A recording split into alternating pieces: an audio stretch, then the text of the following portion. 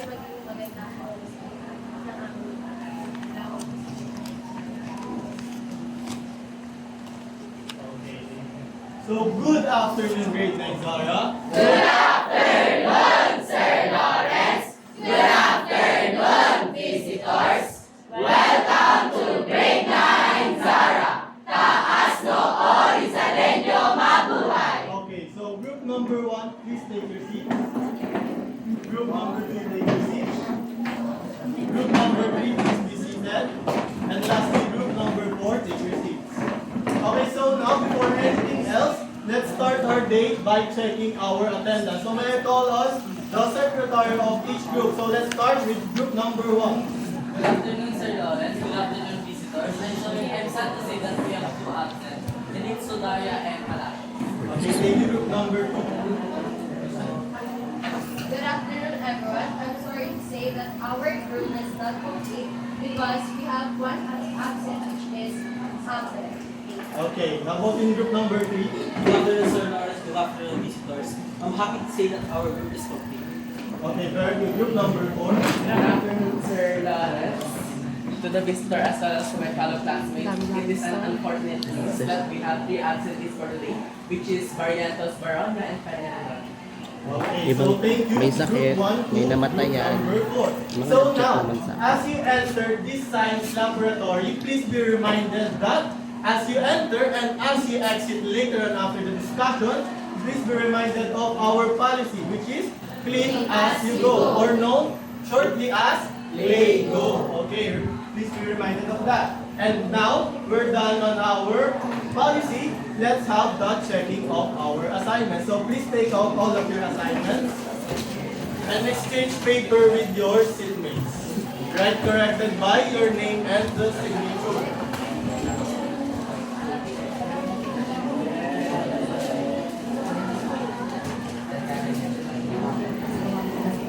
Okay, so for those checking the assignments, write 3 points for each definitions given. Definition lang yan, meaning.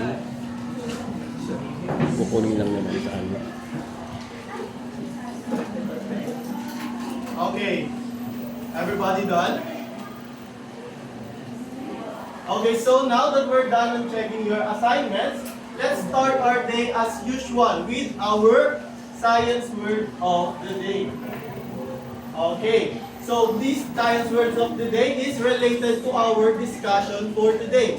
And all you have to do is to guess those science words. Okay, so the directions for this science word of the day, all you have to do is to find out the words by getting the first letters of different animals shown in front. Okay, there's also a definition for you to better understand the word that you're going to get. Okay, are you listening? Are you listening? Are you ready? Okay, so for our first science word of the day, its definition is having power or the ability to cause an effect. Yes, Camila. Potential. Potential.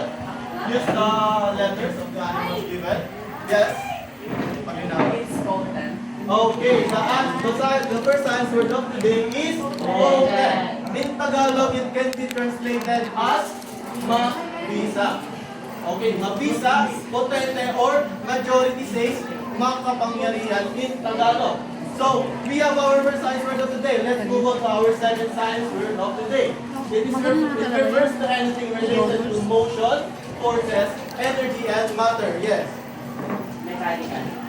Okay, let's see if your answer is correct. The answer mechanical is indeed correct. So, in Tagalog, mechanical can be translated as mechanical. Okay?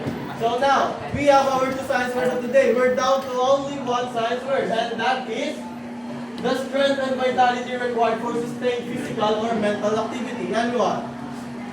Yes. Okay, very good. The third and last science word of the day is energy in Tagalog. What is in Tagalog? Okay, very good. It is energia. Okay, so please be reminded that these three science words of the day is related to our topic today. Okay, again, without the three words in front, can you give me the three science words of the day? Potent, mechanical, and energy. Okay, very good. Thank you so much. So now, we are done in Module 1 of Unit 4. We are now on the Unit 4 Module 2, Work, Power, and Energy. But before that, what was our last lesson all about? Our last lesson. Yes. Our last lesson is all about Impulse. Impulse is on lesson 5. How about the lesson 6? Okay. Okay, very good. Our last lesson is about collision. So now, let's have a short recap on the last lesson or on the previous lesson. So, all you have to do is to raise the flags. As you can see, there is a flag with two different colors, red and green, on your table.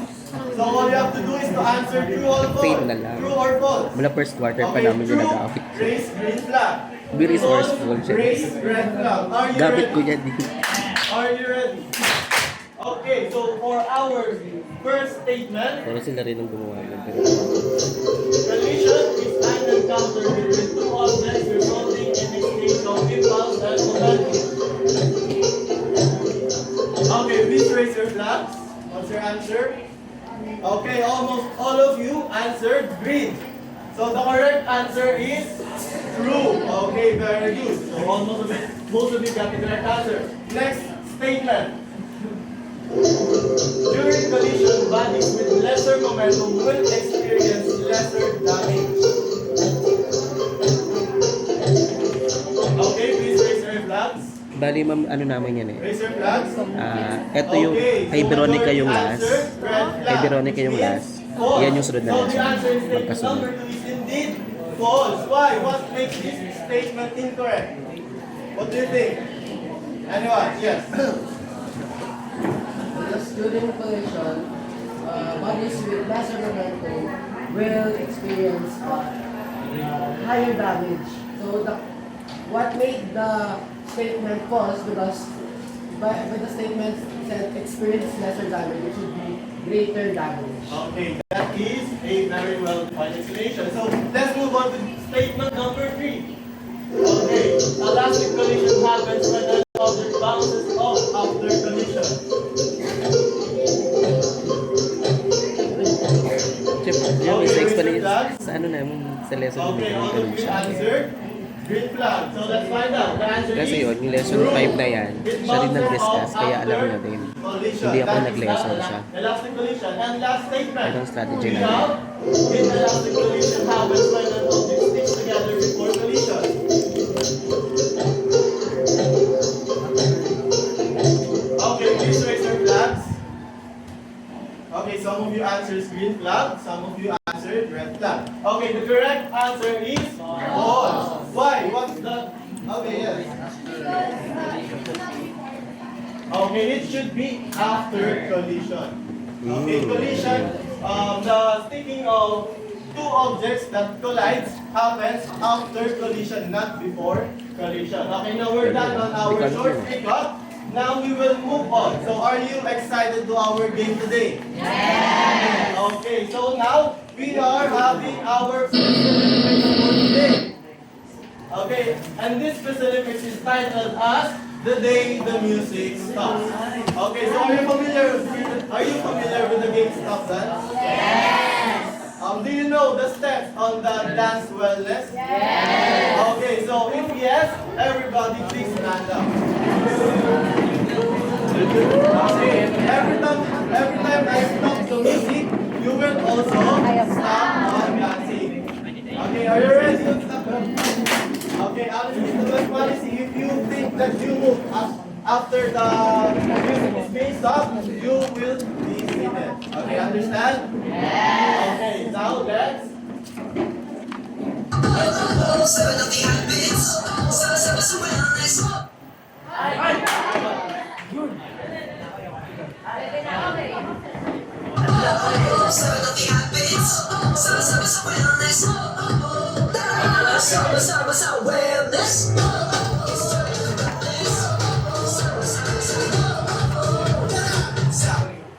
Okay, so those who move, please be seated. And go.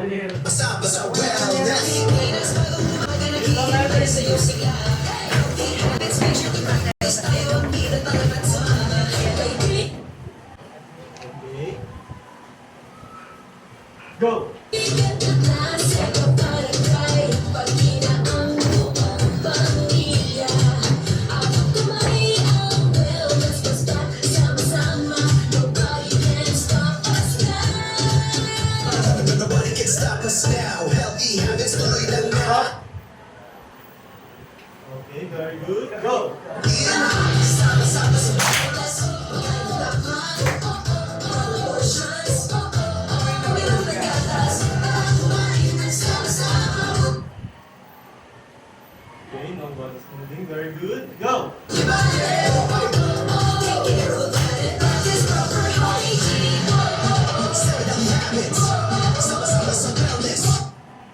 Okay, so now the Crystal Olympics will end this way. So very good, all of you. You can move now. Okay, thank you very much. Okay, all groups, please be seated. Thank you very much. Did you enjoy our exercise for today? Yes! Okay, so now I have a few questions for you. So, in order for you to perform that dance wellness, in order for you to do such movements like dancing, what do you need? Yes. Okay, very good. You need an energy for you to be able to move. And as you stop, you are unconsciously storing some of your energy. And that stored energy is called what? Potential energy. Okay, very good. It is called potential energy. And potential energy is under another form of energy. And what is that energy? Anyone? Vicente? Mechanical energy. Okay, very good. It is under mechanical energy. So, under mechanical energy, we have two forms of mechanical energy. Yes, Lisa. We have kinetic energy and potential energy. Okay, very good. We have kinetic and potential energy. But for today's discussion, we will be focusing only on one of its forms. And that will lead us to our lesson of the day, Lesson 7, Potential Energy and its Types. Okay, so this lesson is under the MELT code S9FE4D4P. Okay, it is perform activity to demonstrate conservation of mechanical energy. So now, can any one of you define what is potential energy? Before that, let me introduce you the learning objectives for today's lesson first. Okay, at the end of the lesson, the students, for you are expected to identify and describe the different types of potential energy, perform a group activity, and present their findings about the different types of potential energy, and lastly, express appreciation for the existence of potential energy around you. Okay, so now, we already know the lesson for today. Can anyone of you define what is potential energy? Yes. Potential energy is the stored object of an object. It's a stored energy of an object because of its position, condition, and shape. Okay, very good. Please sit down. So now for us to have a concrete and unified definition for potential energy, group 1 and 2, please read potential energy. Go. Potential energy is the stored energy possessed by an object at rest due to its position, arrangement, or state. Okay, due to its definition or based on its definition, it simply says that it is a stored energy of an object at rest. Due to what? Due to what we call past. Okay, remember past. What is past? Letter P. Position, arrangement, and state. Okay, so now, do you know that potential energy has its own types? Okay, and those types will be later announced after such activities. But now that we identify the definition of potential energy, let's have a very short activity. And this activity is titled Hunt and Sketch Potential Energy Quest. So all you have to do is to get your pens, find one object around this science laboratory that you think possesses potential energy. Okay, within 30 seconds, you have to draw that on your paper. Okay, are you listening? Are you ready? Okay, timer starts now. Potential energy, based on its definition, is a stored energy of an object at rest. Due to what? Due to its position, arrangement, and its state.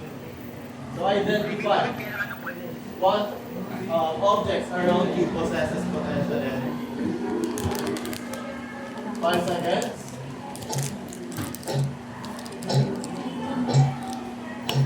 Okay, time's up. Pens up. Pens up. Everybody, pens up. Okay, so now exchange paper with your seatmate. Okay, if your classmate has a drawing of such object, please give them 10 points. And later on, it will be a total of 20 points once we end our discussion because we will identify whether your answer is correct. Okay, so now, let's move on to the types of potential energy. Okay, for you to identify those potential energy, let's have a group activity. Okay, so for group number 1, the chalkboard lesson, it is a short story analysis. Group number 2, pull me closer.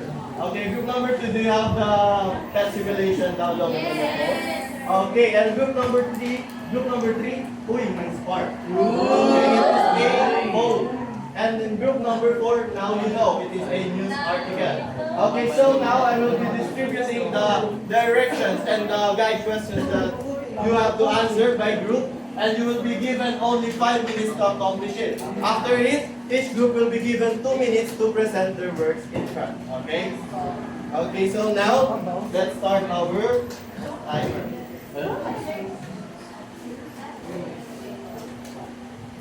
Okay, place your answers in the whiteboard.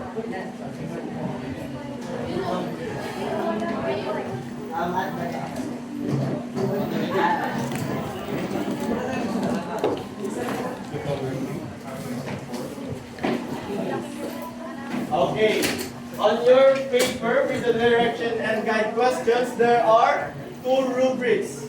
Okay, the 2 rubrics is the same as the rubrics that I will be presented later on.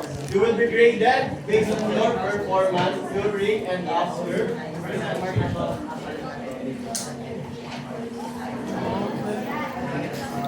Kapit ko din. Okay, who needs whiteboard?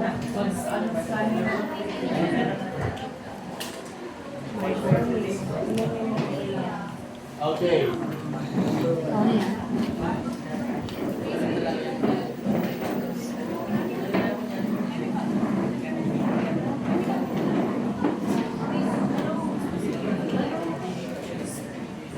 Sir?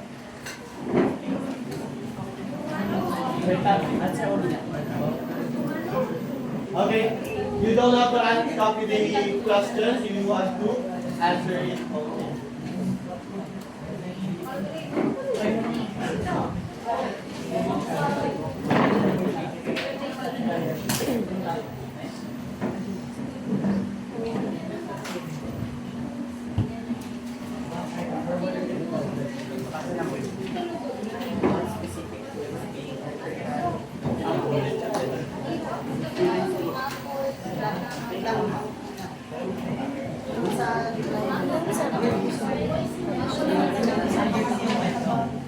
Bago yun. Pero ngayon, 50 minutes for the day.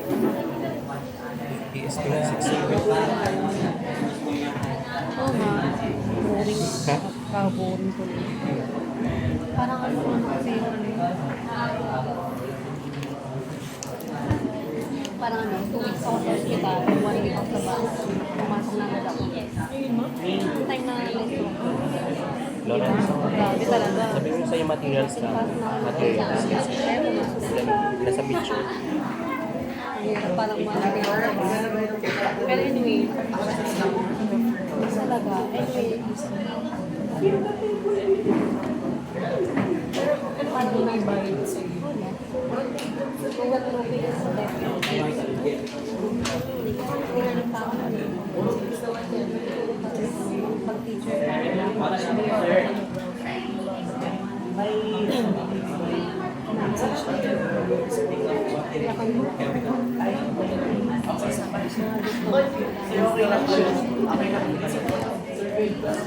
Upang ka. Ending yun.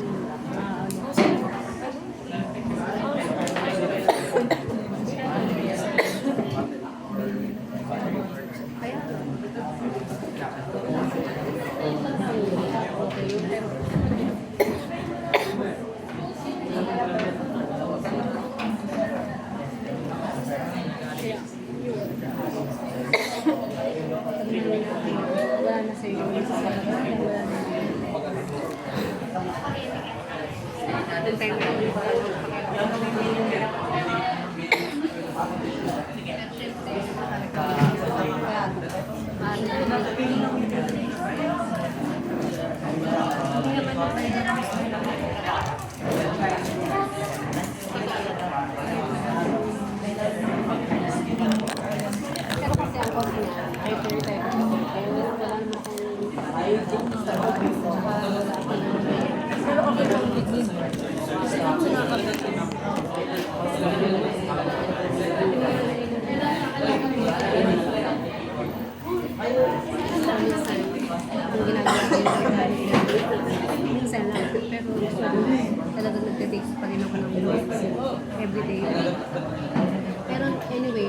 naman yung research ko.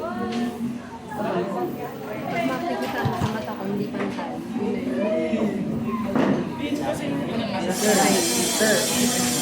What are the Your partner linya.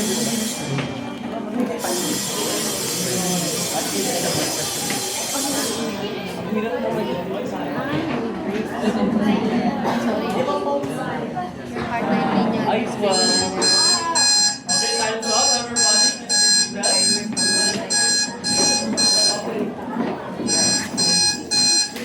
Okay, so are you all finished with your activities? Yes! Okay, so we will begin the presentation on group number 1.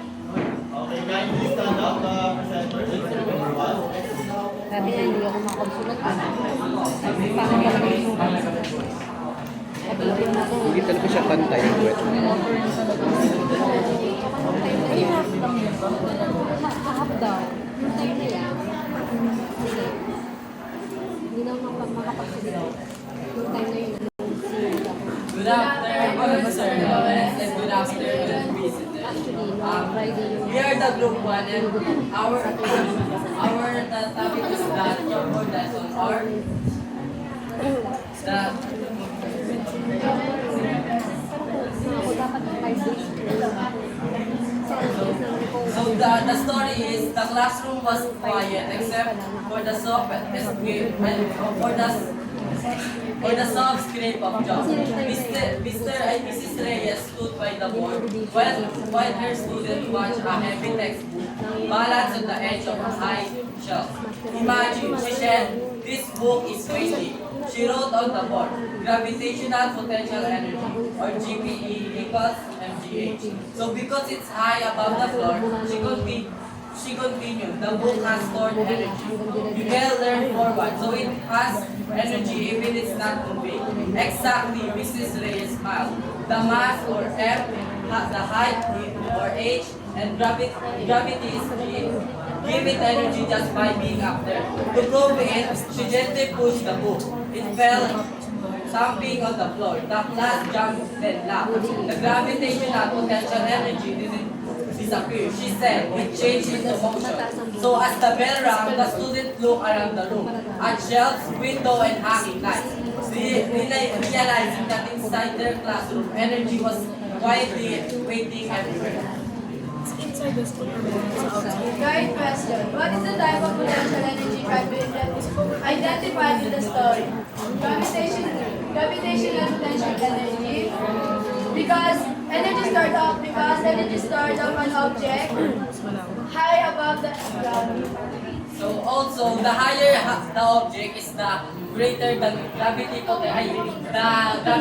potential energy. Sakto lang. That's correct. Next question. Kasi labo-labo to eh. What are the factors that gives the Mabayan labo book nga, its di ba? stored energy? Wala kasi kaming star section. Wala kaming star section. Pero po, Dati meron. mas maganda nga sir para mas kasi sa college, hindi na sila black. Hindi, mas magandang may isa. Kada sir, Sa amin. mas maganda sa inyo sir yun. Pampahatak ng MBS. Kasi may test results kami inaano eh. So minsan, pampahatak, tapos Ang homo sir, pag sir, matataas talaga sila eh. Yung MPS lalo naman, nagiging 70, 80. Sa DepEd. That was assigned to us is called Pull Me Closer using pen. ano nga pinili nito? Parang estudyante In this kayo. statement, is Dolores? 0.500 meters. Abelis na si Dolores. It has a force of 200 newton and potential energy of 50 joules. The second one is 0.750 liter.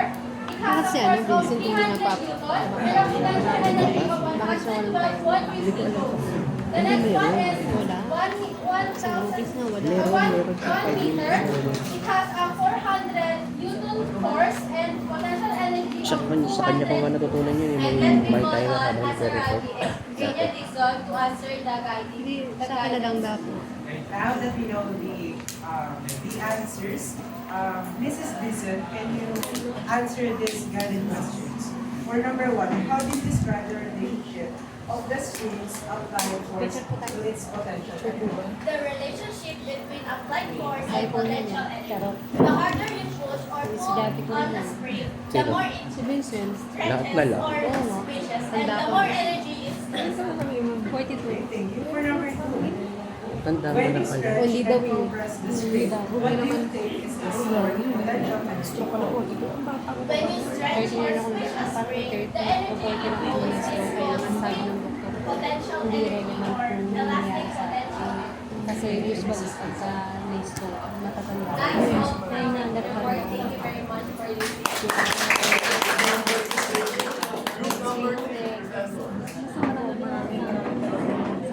Lorenzo, ipapakita niyo yan. Lorenzo, ipapakita niyo yan.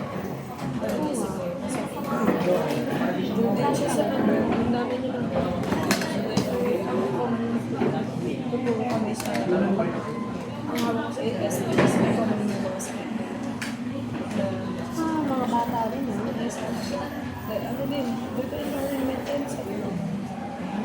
Pero, talagang ano, may ingat sa kapatid. Kaya nga eh. Hindi naman, hindi ako nagka-diabetes. Lahi ko eh. Okay. Group number 2, yung Huwag na nga. Sabi ko nga sa ano, normal ang blood sugar ko. May hydroplaning ng lahat. Uy, may spark. Electrical potential energy bulb. On the board, the wire straight. A battery holds power in its state. Charge is rest, not moving yet. Potential energy, Siguro sa age na rin. The difference of both high and low. Most electrons vertical and low. In the circuit, connect each part, the switch is rested. The Yung weight is panganay kong anak, ilang taon pa lang. Nag-use na. stored energy turns to light and fun. flow and receive. That's electrical potential energy. Sa ganyan ako So, magkano. here's the guidelines. 20 plus. First, Number one, based on Hindi, the parang what type of 10 months na kami nag-voice eh. Tapos, parang the nagpapalala. special energy break described as electrical potential. Amazing. So, how does electrical potential energy Yung hindi mo process? There are three things we need to consider. First is the voltage. Does anyone knows what voltage is? Everybody say voltage. So technically, voltage is like a pressure in the hose. The higher the voltage, the more pressure it pushes through. The more pressure energy pushes through. Next is charge. before the volt lights up. Where do you think is the energy being stored? The battery. So the potential, technically the potential energy came from the battery. So we have a number right here. Tapos 3 years old yung pinakabata. With trivia, why do we need positive and negative wires? So the positive wire, which is the red, Yung dalawa, adapted ko na. technically connects the energy from the source. The source we have here is the battery. Then the black one, the negative, technically boosts the loop. This is why the volt lights up. Okay, thank you for listening. Kasi pag dito dapat sila yung 2 minutes, Okay, last group. 2 seconds na lang talaga.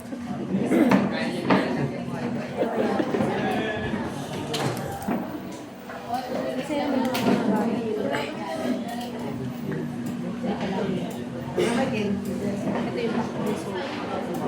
Okay, group number 4, you can proceed. Good afternoon, ladies and gentlemen, Sir Lawrence, to the visitor, as well as to my fellow classmates. We are group 4 presenting the activities that was assigned to us, which is the Now You Know, by the news article titled Fruits on the Table called Hidden Energy, Scientists Explain, published on February 6, 2026 by Curiosity Chronicles. Sa mga Philippines, fruits commonly found in regions of Lastly, are not just healthy stuff. They are also tiny storage units of chemical potential according to science and the papers. Chemical potential energy is the energy stored in the chemical bonds of substances. in fruits such as bananas, apples, and mangoes. This energy is stored in sugars like glucose that are produced during photosynthesis. When students eat, their bodies break down these explained as I classroom discussion. The stored chemical potential energy is released and converted into energy for movement, growth, and body function. This energy does not come from the fruit itself or gene. Plants capture energy from sunlight and store it in chemical form. When humans or animals eat the fruit, that energy is transferred along the food. Nutrition expert know that these white fruits are important source of big energy, especially for students and athletes. A simple banana, for example, contains enough chemical potential energy to help our muscles during physical activity. The lesson reminds students that energy is not always visible. Even something as ordinary as taste of fruits holds energy. Wait into brains. Now for the guide question, number 1, based on the article, what type of potential energy is being? The type of potential energy that is being described is the chemical potential energy. What is chemical potential energy? Chemical potential energy is a form of potential energy stored within the structural arrangement of atoms and molecules, specifically within their chemical bonds. Number 2, what specific food is being emphasized in the article that possesses stored energy? The fruits that possesses stored energy are banana, apple, and mangoes. And that's all for our reporting today. Hope you like it. Thank you.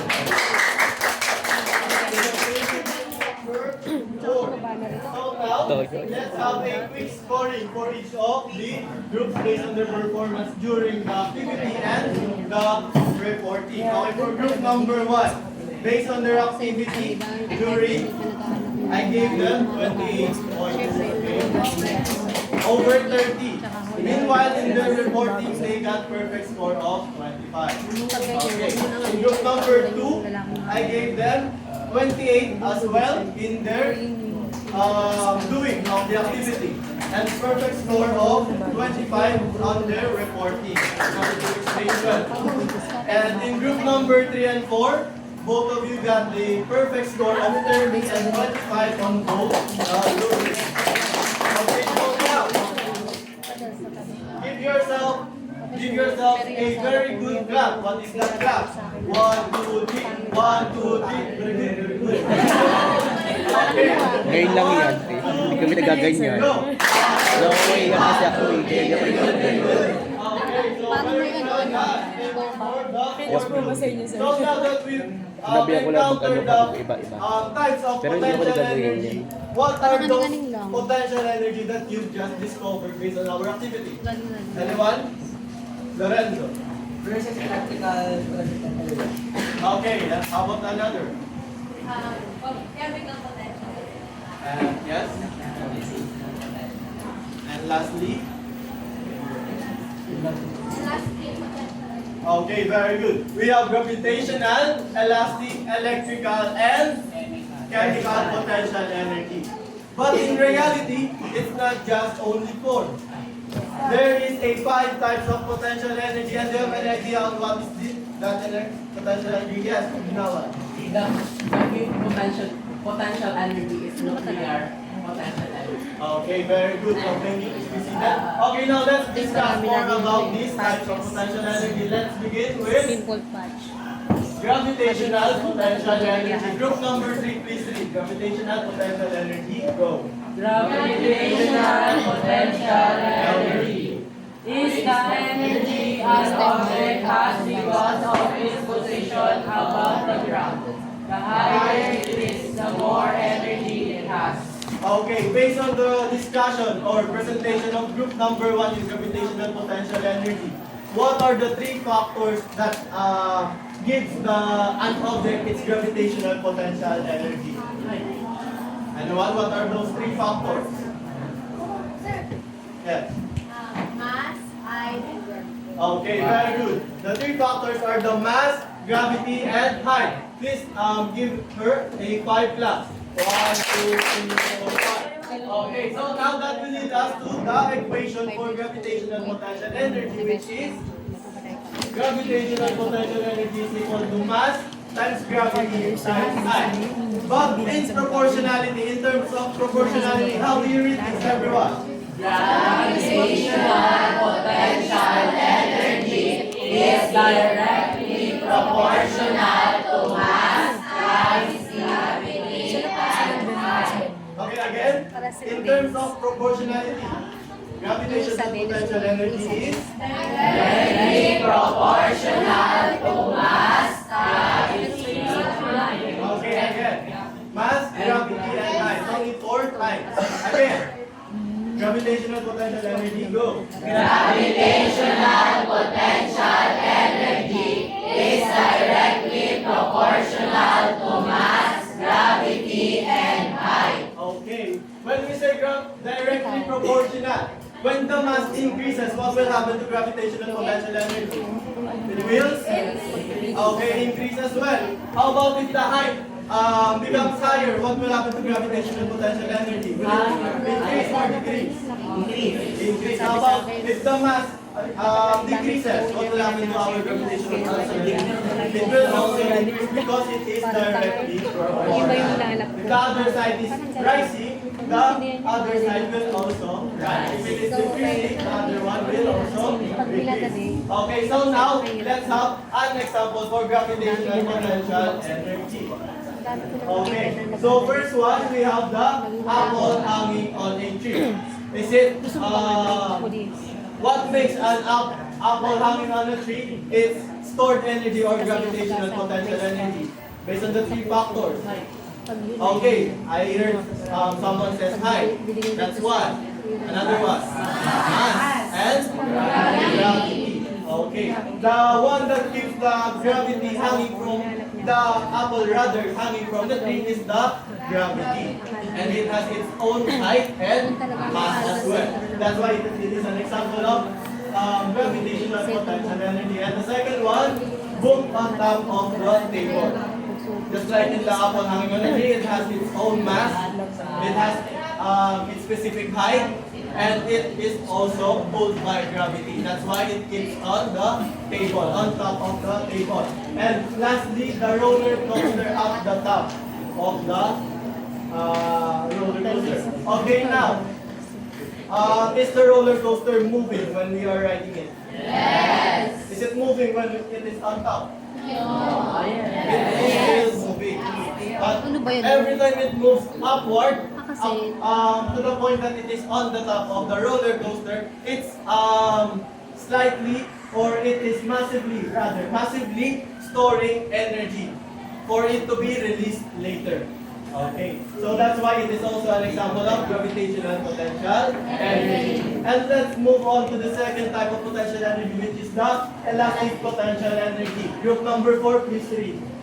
Elastic potential energy is the energy stored when an object is stretched or compressed and can return to its original shape. Okay, so one of the example of this elastic potential energy is the string. Where's the string? Okay, so one of its example is this spring. Okay, once it is compressed, it stores energy.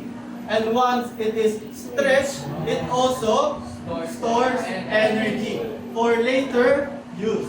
Okay, so now, elastic potential energy also has its own equation, and it is the elastic potential energy is equal to 1/2 times, what is the K? How do we read this? K is equal to the spring constant. Spring constant. And the X is the distance from the equilibrium.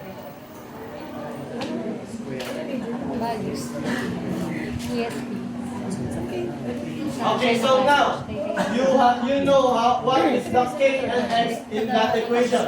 Can you read the equation, please, faster? Elastic potential energy is equal to 1/2 times spring constant times distance from equilibrium. Okay, so its examples are the spring being stretched or compressed, also the bow being stretched, and the slingshot being stretched. Okay, now let's move on. Let's make it faster. In electrical potential energy, group number 1, please read. Electrical potential energy is the energy a charged object has because of its position in an electric field. Basically, its energy stored due to the attraction or repulsion of charges. Okay, just like what group number 3 did. Okay, they did an example here, the both circuit board. So, which one of these materials stores energy? Okay, the battery. So, once we put this wire on the positive and negative charge, the bulb will soon light up.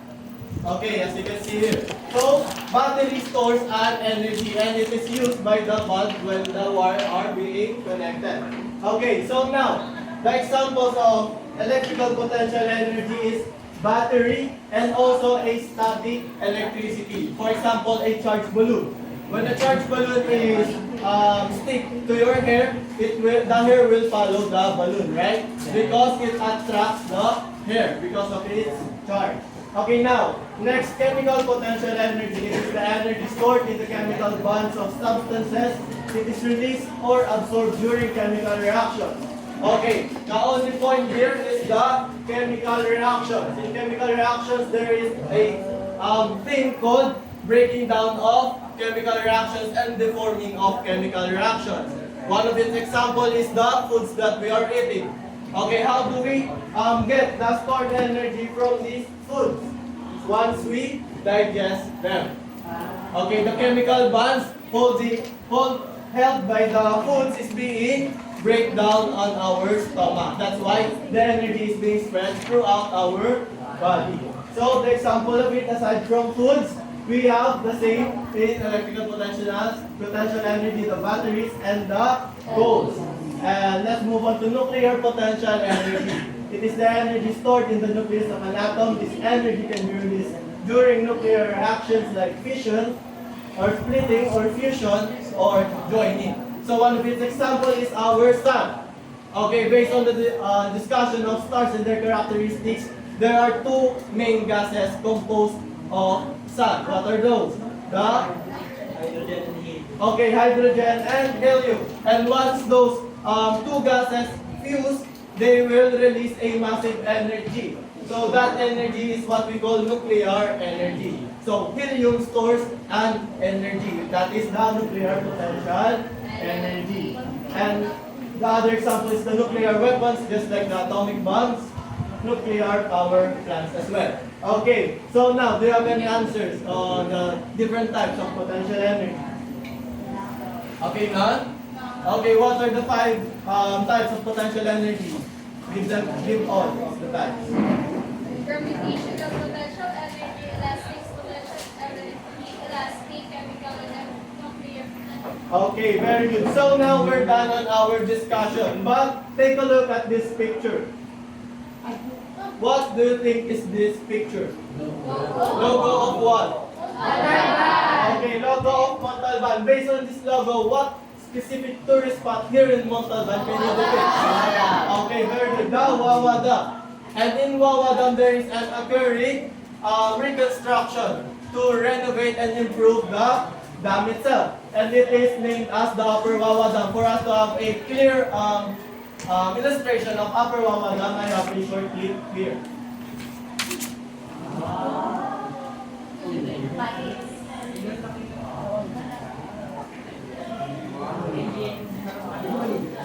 Okay, so now that you have a clear illustration of what Upper Wawa Dam looks like, I have a question here.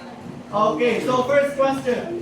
The water stored behind the Wawa Dam or in the Upper Wawa Dam, is it in motion or not?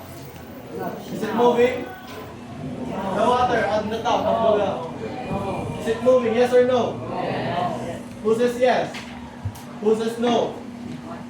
Okay, the correct answer is it is not in motion. Okay, it is stored. in the reservoir or in the upper wawa dam. It will only have its motion once it is being released in a downward position. Okay, so now second question. What gives the water its stored energy? Its motion or its position? Who answers motion? How about position? Okay, so the correct answer is position. Let's go back to the definition of potential energy. It is the stored energy of an object at rest. When we say at rest, meaning that the object is not exerting any movement or not in motion. So now, as a tourist or as a local in Montalban, Rizal, how can you become a more responsible and eco-friendly tourist when visiting Wawada? Anyone? Okay, what is our policy? Louder. Okay, so every time you're visiting Wawa Dam or any tourist spots here around Montalban, you have to be cautious of our policy, clean go, or clean as you go, to maintain the cleanliness of that specific tourist spot. Okay, so now, let's have a short recap on our discussion. What is the definition of potential energy? Anyone? Pabinawan. Potential energy is the stored energy due to its mass, the position, arrangement, and state. Okay, very good. Due to its mass, position, arrangement, and its state. And what are the 5 types of potential energy? Everybody, what? Gravitational potential energy. Next. Elastic potential energy. Chemical potential energy. Electrical potential energy. Nuclear potential energy. Okay, so now that we've discovered that every object around us has its own stored energy or potential energy, do you think, you as a person, do you have a hidden potential inside you? Yes. And have you unleashed it or not? Not yet. Okay, if not, don't be worried because anytime in future or maybe sooner or later you can unleash your potential. And because of that, let us make an oath. It is titled as Unleashing My Potential. Okay, everybody stand up.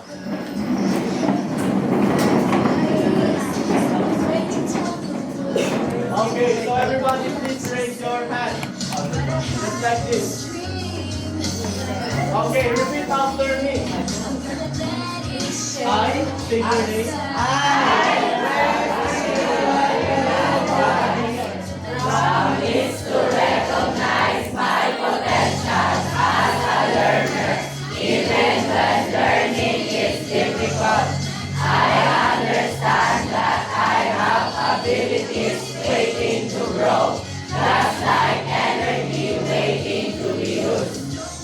I will work hard to develop my skills, use my knowledge wisely, and take responsibility for my journey.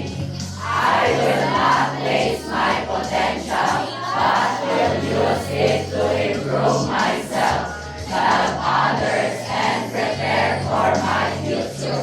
Today and in the years to come, I choose to turn my potential into achievement. So help me grow. Sit down, everybody.